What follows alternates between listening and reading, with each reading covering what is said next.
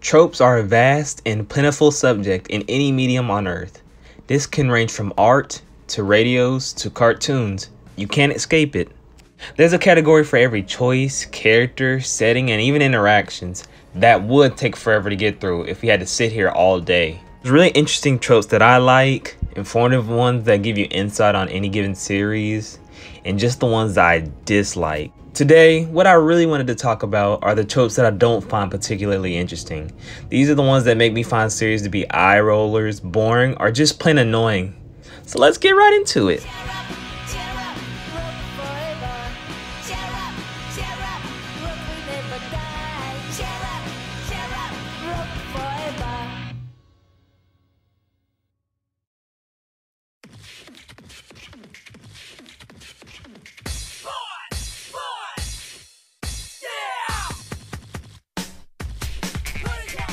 I think for the most part, a lot of series don't get this character right.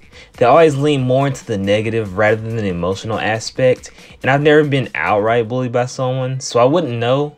But the characters never act human. Like, the characters only have one setting, and it's to hurt others. But I guess that makes sense to real life.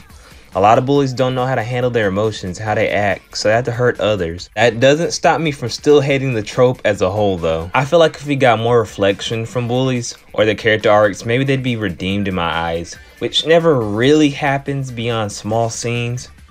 A few great examples for bullies in media are Harold from Hey Arnold, Binky Barnes from Arthur, in showcasing that not only can you change for the better, but you can become a way more interesting character through the process. And also Jimmy Hopkins from Bully. He may not come around to being the nicest guy by the end of the game, but he still fights for what he believes in, albeit in his own way. This is what a bully character should be like in my opinion. A well-rounded character and individual with morals and depth. I know dead parents are a thing in real life. Yes, it's sad of course. And in no way am I talking about anyone in real life. Things happen and we can't control them. But I really feel like sometimes they kill off parents for emotional manipulation and to force a connection between the characters and the audience watching the series or movie. I don't think we need one or both parents dead to sympathize with the character and understand their struggles and dreams, unless it directly comes from the death of a parent. It never really seems to serve any real purpose to the plot at all. With Disney being a bad, dare I say terrible example of this trope, with a lot of these dead parents in these movies just being dead or missing for no reason. Still though, whenever I see that the main character has one or both parents dead, I know that I'm probably gonna dislike the plot thread as a whole. A better name for this trope would be Two Girls, One Date. We've all seen this trope before. Guy asks girl on a date, she denies, and then he asks another girl out, and she agrees. The first girl comes back and says she wants to go on a date. Now we're in a dilemma where he has to balance two dates at once. I know it's cartoons or television, but if this were a real situation, the guy would most definitely say this to the first girl. I have a date now, so I won't be able to go on a date with you. Sorry. Or, alternatively, he gets rejected by both women.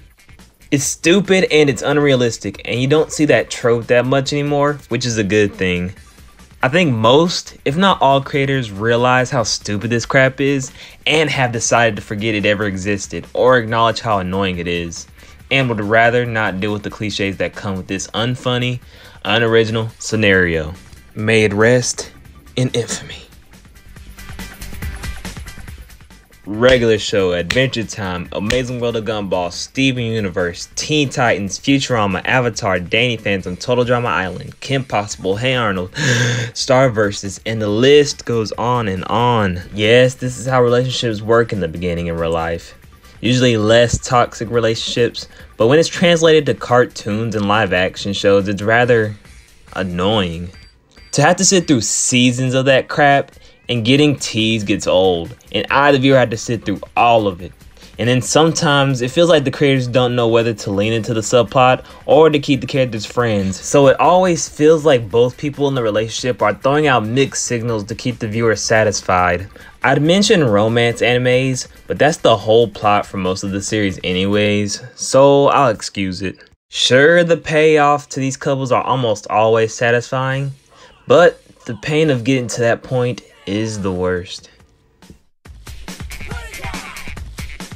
Oh boy, do I hate this one. This one never ever hits the mark. The joke is always that men are slobs and are overconfident, gross monsters. I mean, it's kinda true. It then rubs me the wrong way how women are portrayed to be like these deities who have no flaws, when at the end of the day, both genders suck.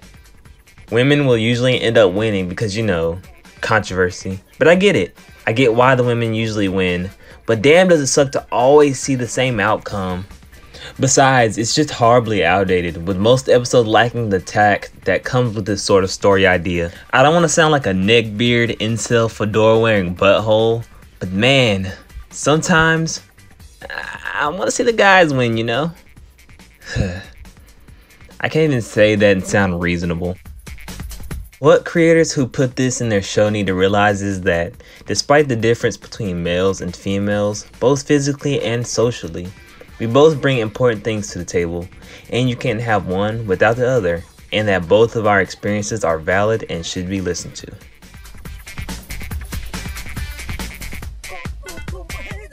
The amount of shows that rely on dumbass dads to tell jokes is complete insanity. Not all dads are idiots, nor do they have to be forced into that role either. And I feel like this trope more often than not affects the quality of adult animated cartoons more than actual kid cartoons. There's not a lot to say about this one in particular.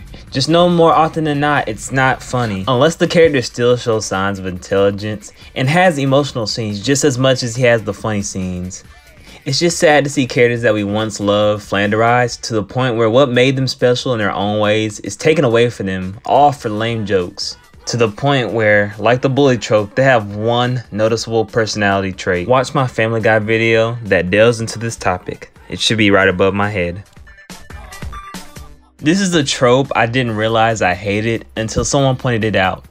It's just beating a dead horse, and I wish fathers and shows could be taken more seriously. Greg Universe being a great example for what I want in a cartoon dad. Dopey, sincere, and just a genuinely kind person. I think this is a trope everyone dislikes. Certain writers want certain things to play out in certain ways.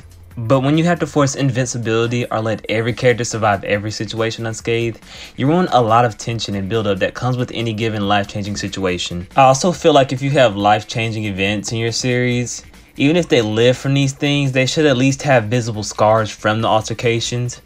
Whether it be physical, emotional, or mental, it adds a sense of realism to any story that you're trying to tell, whether it's intended for kids, teens, or adults. I think when mentioning plot armor, people always think of fairy tale, where, as we all know, most fights are defeated through friendship power-ups or contrivances. Or Dragon Ball, with the day almost always being saved by Goku, or death being pretty much pointless.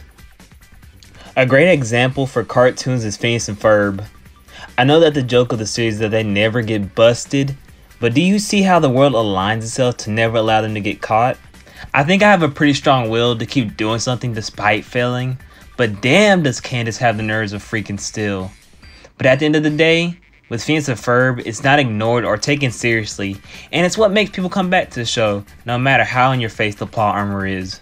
My name's Sketch Star. Remember to study your tropes. Peace, YouTube.